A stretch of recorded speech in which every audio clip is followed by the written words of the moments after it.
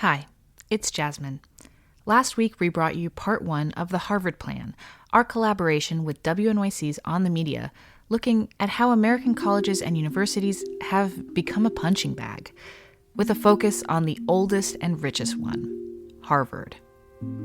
As Claudine Gay, Harvard's president for 6 months last year, noted in her inaugural address, Americans feel pretty dismal about the value of a college degree, and that's tracking with broader trends.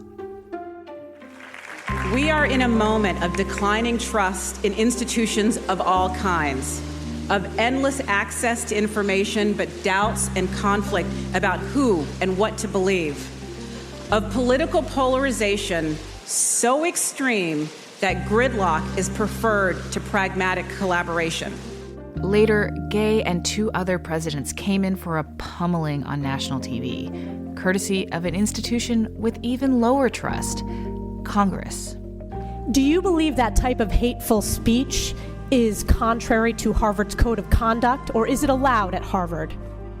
It is at odds with the values of Harvard. Can you not say here that it is against the code of conduct at Harvard? Reporter Ilya Meritz will take us through the second episode about yet another institution that's not so much trusted, the press, and what it did to unravel Gay's reputation. I'm Jasmine Aguilera, and this is The Globe.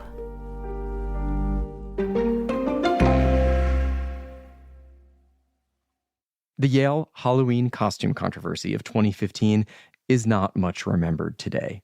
But for Aaron Sibarium, it was decisive. So let me just preface this by saying I'm only speaking in a personal capacity. Sibarium is now a reporter with the Washington Free Beacon. These do not reflect those of my employer or anyone else in my immediate professional orbit, blah, blah, blah, blah, blah, blah, blah. Back then, Sibarium was a Yale sophomore and opinion editor of the Yale Daily News. Shortly before Halloween, the university's Committee on Intercultural Affairs sent out an email on blast about how not to dress for the holiday.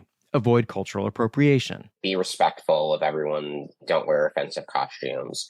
Pretty boilerplate bureaucratic stuff. Then a lecturer named Erica Christakis, Harvard College class of 1986, sent a follow-up email to students in the residential college where she worked with her own take. More or less saying, you shouldn't expect the university to police Halloween costumes, talk to each other if you're offended.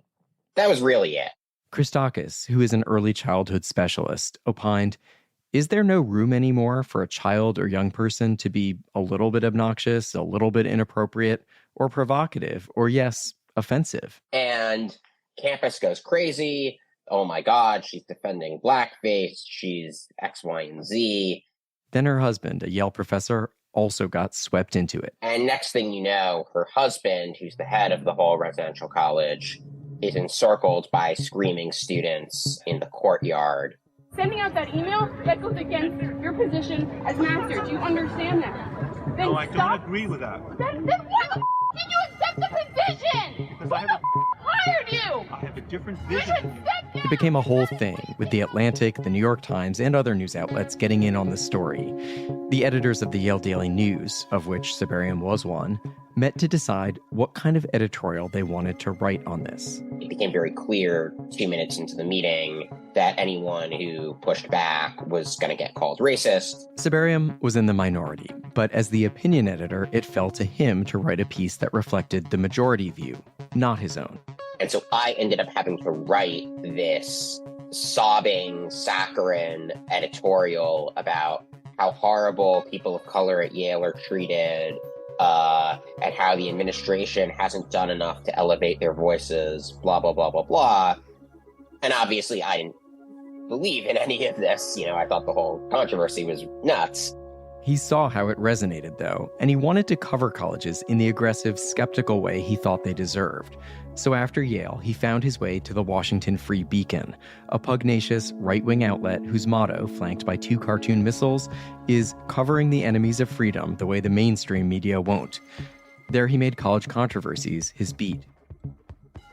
Years later, when things blew up at Harvard, Sibarium got out the popcorn. it was fun to watch them squirm because they couldn't issue a full-throated condemnation of Hamas without really pissing off a certain small slice of activists. But they couldn't not issue such a statement because then Jewish students and donors, as they did, were going to say, "What the hell, guys?" And yeah, I kind of thought that was delicious. Siberium has a scruffy beard and describes himself as a secular Jew and a big believer in free speech.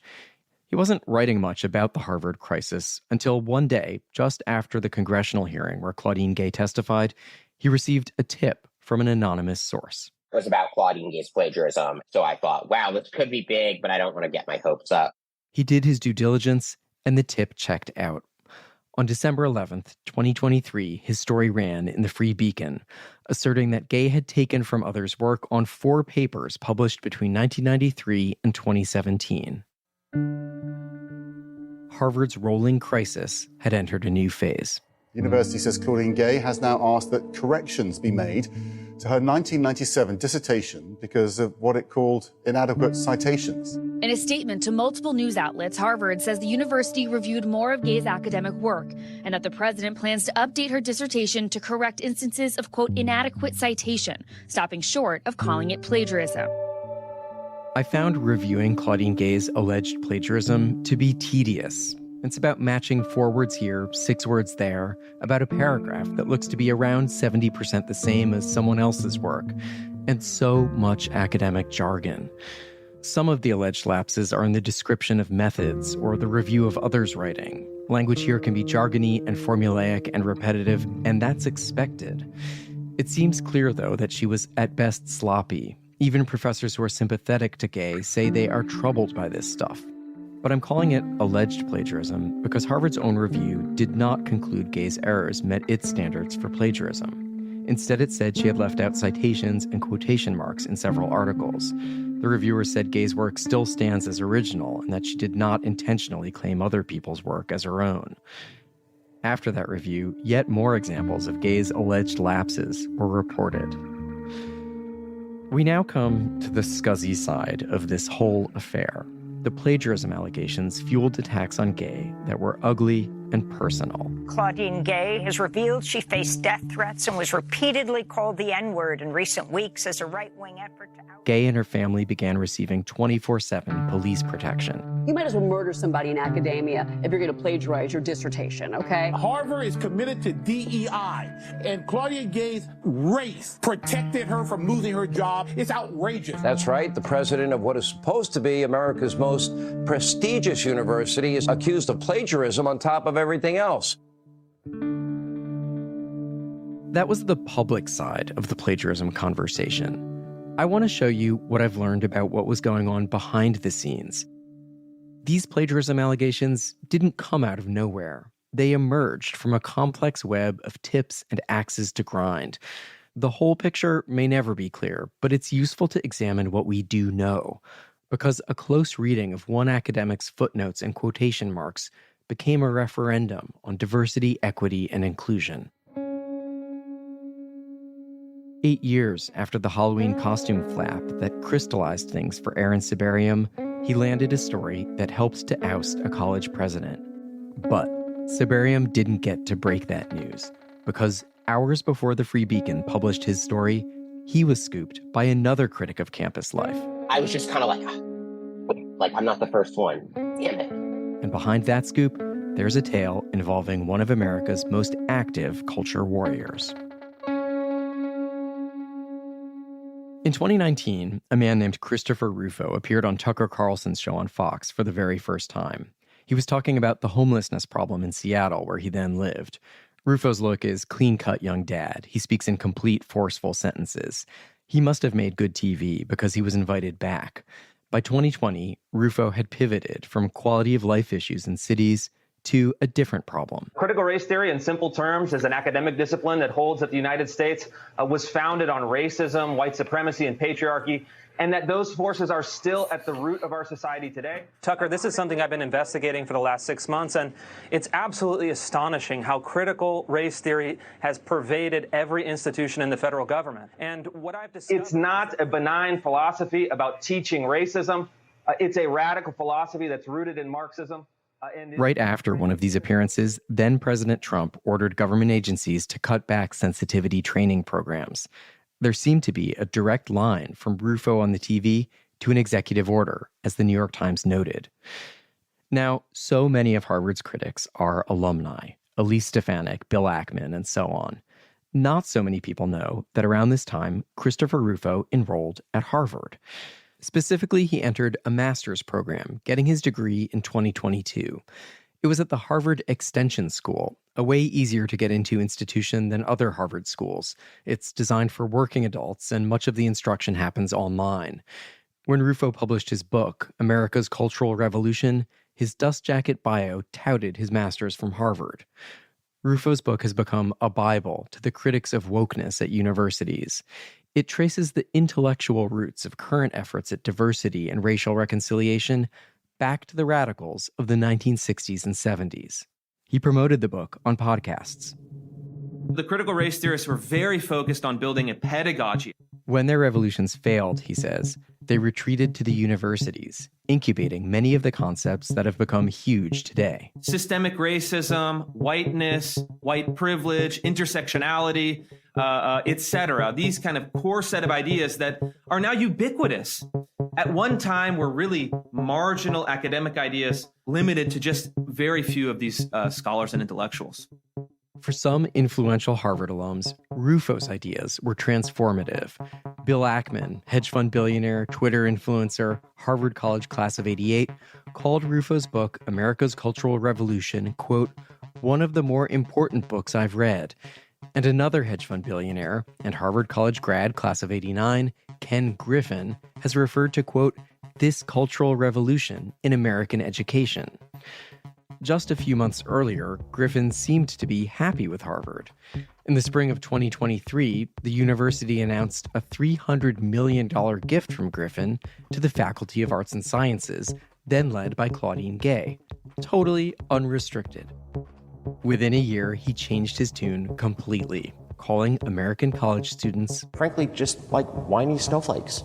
Like, where are we going with education in elite schools in America? Christopher Rufo wasn't done shining a bright, blinding light on universities, because on December 10th, 2023, one day ahead of Aaron Sibarium, he published an article breaking the news of Claudine Gay's alleged plagiarism. Then he went on TV again. The facts are clear, and now the decision that has to be made is a very simple one. Does Harvard value veritas or truth, or does Harvard value DEI and having the right race and gender symbolism at the top of its university hierarchy? We asked Rufo for an interview more than once. He declined comment. But Rufo had a co-author who did speak. How did you get the story? What led you to want to pursue that? The Boston Globe's media reporter, Aidan Ryan, Harvard College class of 2021, talked with the co-author last January. I'm not sure how familiar you are with my whole involvement in this. Meet Chris Brunette. Yes, another Chris. He's a Substacker from Canada. I was working as an investigative journalist at the Daily Caller News Foundation. The Daily Caller News Foundation is a nonprofit connected with an outrage-fueled media company that was founded by none other than the man who nurtured Chris Rufo's career, Tucker Carlson. Brunette told Aidan that he was the one who brought the story to Rufo. Here's how he says it happened. Brunette had suspected a different Harvard government scholar of falsifying data. By the way, that was never proven, but in the course of his digging, Brunette got interested in Claudine Gay. And then I wrote several articles about her. The Daily Caller didn't want Brunette's reporting, so he published on his Substack. I thought my articles were super damning, but once again, they didn't have any impact. Partly because I kind of discredited myself by just not being professional enough, and I was writing angry screeds, pretty much. And so my articles kind of fell flat. A year passed. Claudine Gay was elevated to president, and a tip came in. Which actually contained the firm plagiarism accusation, finally. Much like the tip Aaron Sibarium saw at the Free Beacon, this one said Gay's articles lifted from other scholars' work. Brunette then approached Chris Rufo. I didn't really know him before, we were mutuals on Twitter, but I needed firepower, so I brought it to him. Rufo was interested.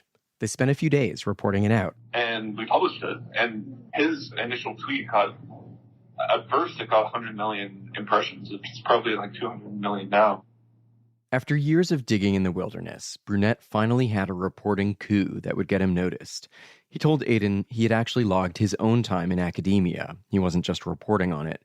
Brunette previously had been a research assistant to an economist at UChicago who came under attack from other economists for comparing BLM activists calling to defund the police to flat earthers. The professor still has his job. Brunette defended the professor on Fox News. That more or less got me rejected from every PhD program I applied to. I was canceled, pretty much. That was pretty nakedly my motivations. Like, I was angry and bitter. So you could say resentment of academia was one motive behind the very first story about Claudine Gay and plagiarism. But who is Chris Brunette's source? What was their motive? Brunette isn't saying. Still, if you talk with people inside the government department at Harvard, the place Chris Brunette was writing about and not getting a lot of pickup, people who were there at the time remember one particular grad student who seemed to be struggling with their coursework.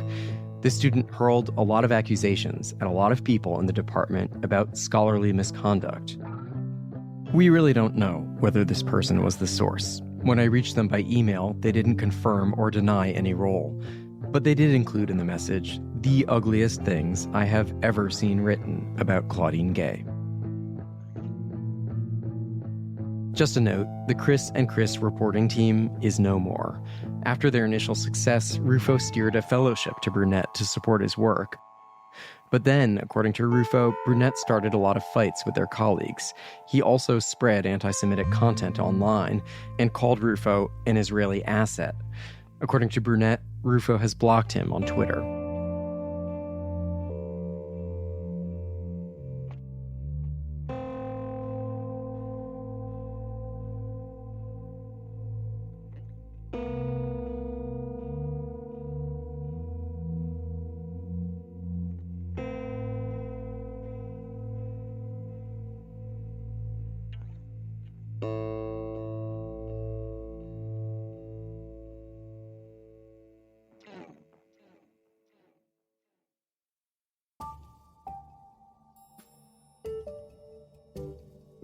Hey, it's Jasmine. And if you're enjoying this episode so far, please subscribe to this feed, where we will periodically drop new and exciting bits of audio journalism. Sit with us and experience the best of the Boston Globe in your ears. We will drop new and intriguing stuff when we have it, so click that subscribe button so you never miss a drop.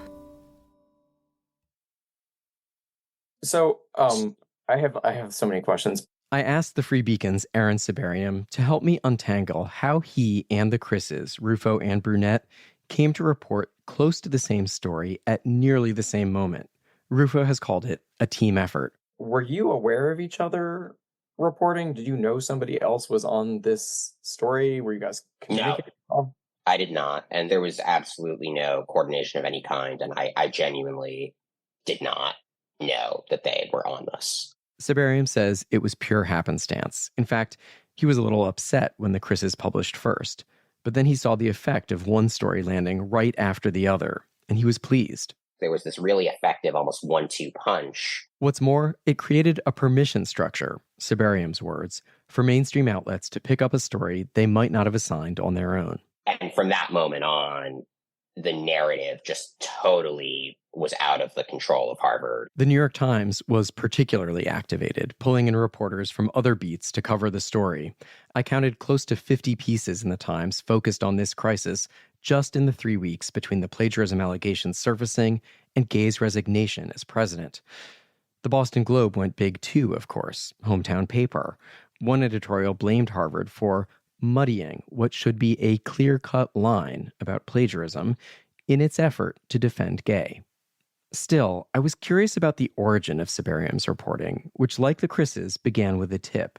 He wrote that his source was a professor at another university. You wrote that you verified their identity, but I don't believe you told us who they are. I don't know who they are.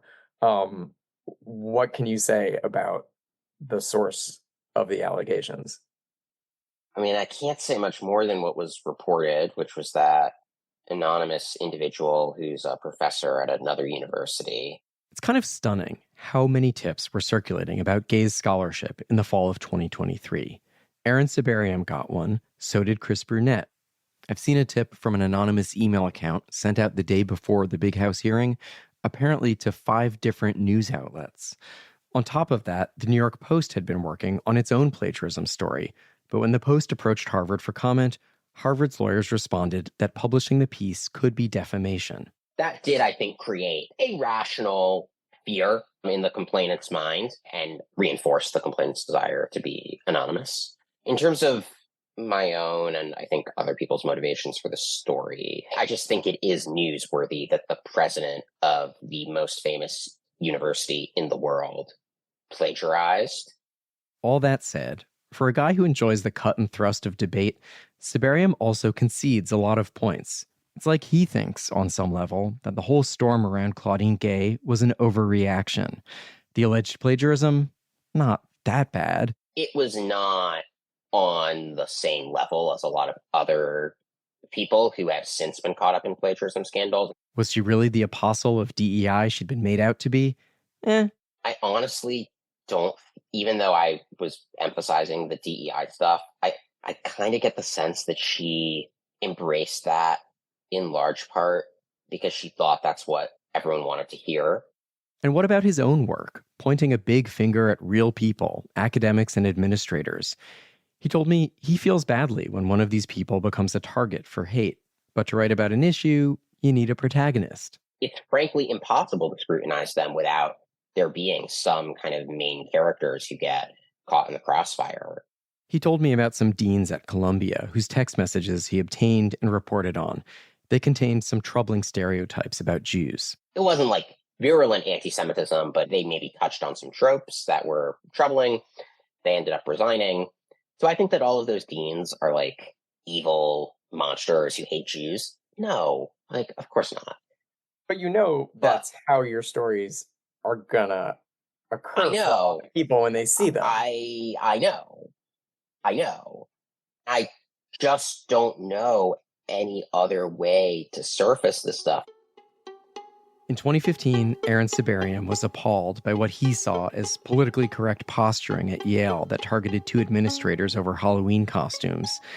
He might say it's not a fair comparison, but it's worth pointing out that in 2023, he and the Chris's did the reporting that fueled the social media pile-on that helped to take down Claudine Gay. While Aaron Sibarium and Christopher Rufo were not cooperating on their plagiarism reporting, there is a link. Their paychecks. Both men's earnings depend in part on the generosity of a billionaire hedge funder you haven't met yet. Professors. They are mostly hopeless beyond repair. Paul Singer, Harvard Law class of 1969, doesn't do a lot of public speaking. But when he does not hold back. The minuscule number of ones who are not radical left-wing dolts clutching Mao's little red book are huddled together in basements, whispering the truth, while the thugs and deranged are upstairs on the quad, screaming at Jews. At a Manhattan Institute dinner last summer, Singer ripped universities as havens for Marxists and Jew haters. Singer is the major funder of the Free Beacon, where Aaron Sibarium published his scoop. He's also a funder and chairman of the Manhattan Institute, where Christopher Rufo is a scholar. That means both men's work is supported by a very rich man who is clearly very, very angry about the direction universities have taken. Singer declined to comment. Claudine Gay resigned as president of Harvard on January 2nd, 2024, exactly 4 weeks after the House hearing. She wrote in a message to the community, "When my brief presidency is remembered, I hope it will be seen as a moment of reawakening to the importance of striving to find our common humanity and of not allowing rancor and vituperation to undermine the vital process of education." It does appear that Gay was steered towards the job. I learned in the course of reporting this story that she was asked by the Harvard Corporation more than once to put her name forward for president. She was one of 3 Black women to be made deans by the previous president, Larry Bacow. Bacow was known as someone with a knack for nurturing talent. One could argue the Harvard Corporation should have done more to vet her.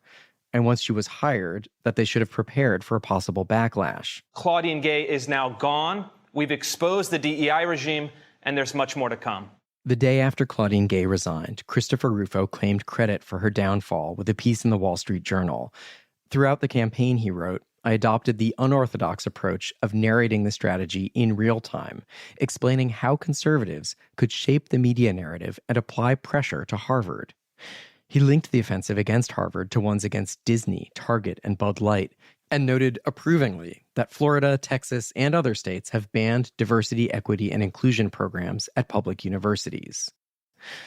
Khalil Gibran Muhammad is a professor at the Harvard Kennedy School. So in public universities, there have been somewhere around 100 bills proposed in states across the country, of which a number of them have passed that have rendered illegal DEI offices at universities. Muhammad is probably the university's most vocal defender of DEI programs, although he's about to leave Harvard for Princeton. Muhammad was already tracking the backlash to DEI when it came for him. I can show you right now on my computer. It doesn't take much. On his office computer, he pulled up a clip from the same House Education Committee hearing where Claudine Gay gave testimony. You can literally Show me. Let's do that. Before any of the college presidents had the chance to speak. It's clear that rabid anti-Semitism and the university are two ideas that cannot be cleaved from one another. In her opening remarks, Virginia Fox, the committee chair, called out a class that Muhammad was teaching that semester. He calls it a mouth drop moment. A prime example of this ideology at work is at Harvard, where classes are taught such as DP 385, DPI. Race and Racism in the Making of the United States as a Global Power. Yeah, boom, there it is. It's like, whoa, really? So the first class mentioned in the world is my class. And then she goes on to cite two more. History and recent perspectives. Even the Harvard Divinity School has a page devoted to, quote, social and racial justice. Muhammad's course is called Race and Racism in the Making of the United States as a Global Power. It includes readings on anti-Semitism in the United States and the race laws Nazi Germany adopted on the road to murdering millions of Jews. I asked Virginia Fox how she became aware of the course. She didn't answer that, but a spokesperson said it's emblematic of the oppressor-oppressed framework she says fuels anti-Semitism on college campuses. Fox seemed to be saying that a course which includes teachings about anti-Semitism was now evidence of how universities encourage anti-Semitism. For Muhammad, this is when we entered Upside Down World.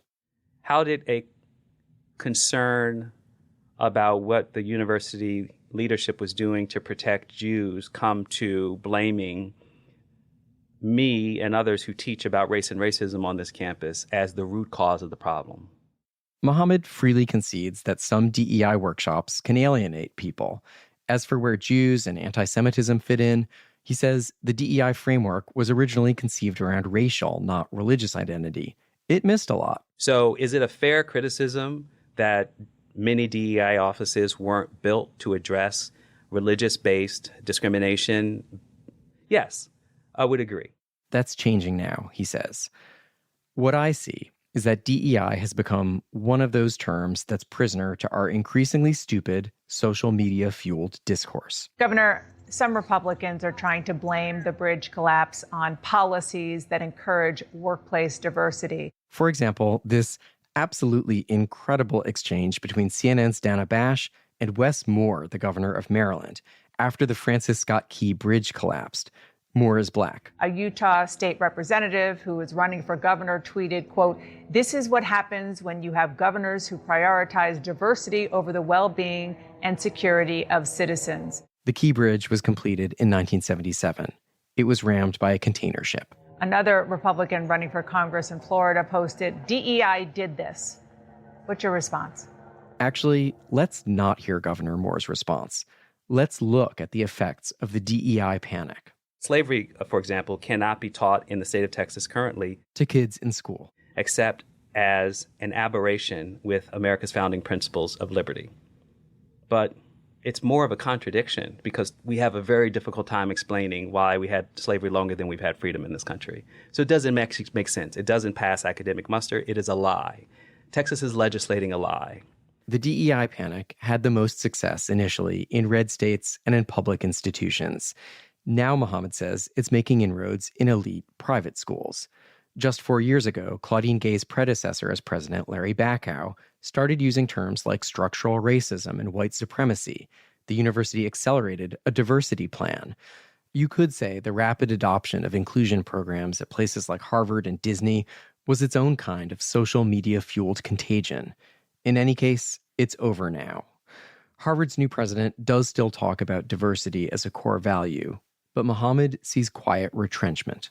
They haven't yet dismantled the offices that were built, but there is almost no public defense of the work coming from Harvard University, and you can find mostly silence across higher education amongst the most powerful universities, many of which were taking a leadership role in this work.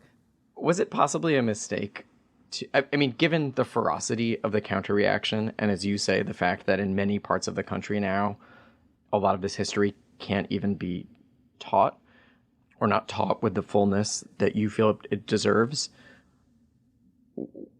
was it a mistake to pursue DEI in this way in the first place? Is there any other way to get to the conversation that you think that America needs to have? No. No. You do it all again. I do it all again, yes, because you cannot solve for people who are committed to structural racism and forms of neocolonialism by appeasing them. You cannot solve that problem. There is no pathway to justice but through truth and education, period.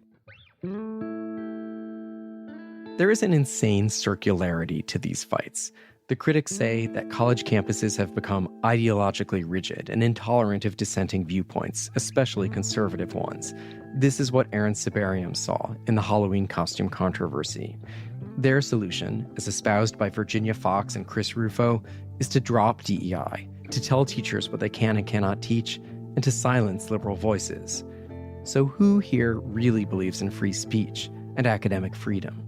In the December 5th testimony, if you go back and listen to it, the solution to anti-Semitism was education, was training.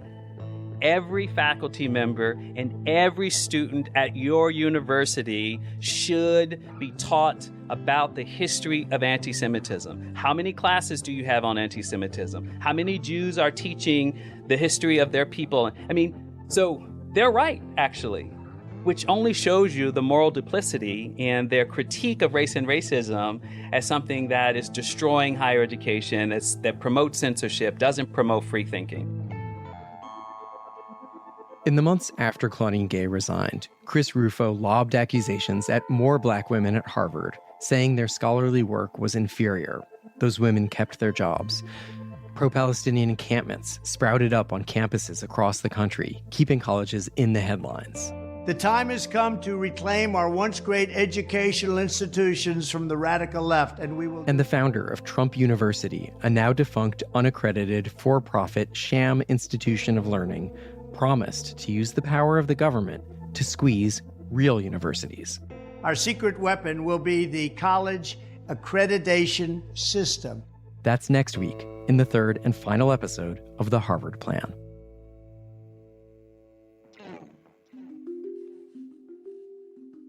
The Harvard Plan was reported by Ilya Meritz and produced and edited by Kristen Nelson, Emily Botein, Katya Rogers, Regina Dehere, and me, Jasmine Aguilera.